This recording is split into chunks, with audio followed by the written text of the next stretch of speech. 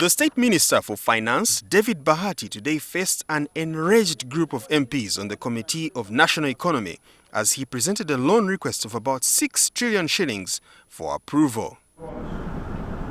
The request included money for the construction of the Kampala-Jinja Express Highway, the Karamoja Infrastructure Project, and funds for the health sector, as well as mitigating the effects of COVID-19 in the 2020-2021 financial year budget.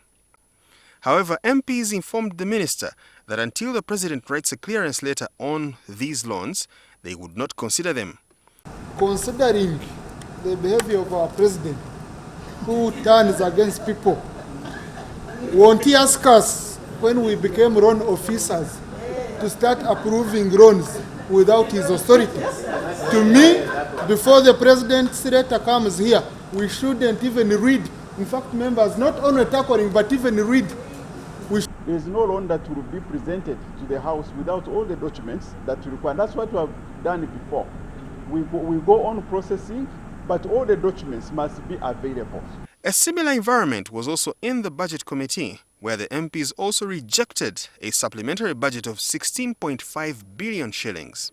This included the 10 billion shillings for 3.9 million shillings in salary obligations under the privatization unit, 1.9 billion shillings to settle outstanding energy bills for fine spinners and Nyanza textiles, among others. Referring to some of the remarks President Museveni made on the 20 million shillings given out to MPs, the legislators note that this request had both moral and legal issues.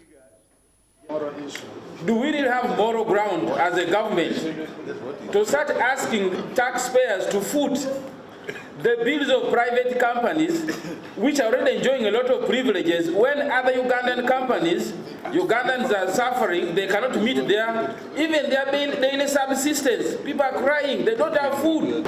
Whatever comes, we pass. Whatever comes, we pass.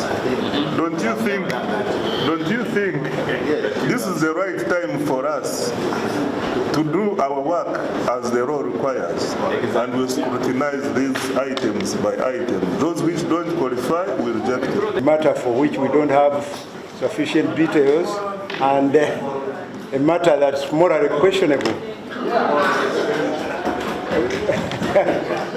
I don't know whether we should go ahead with the debate or... And we've agreed that yes, as finance, we shall go back and provide all those details and then come and appear before them.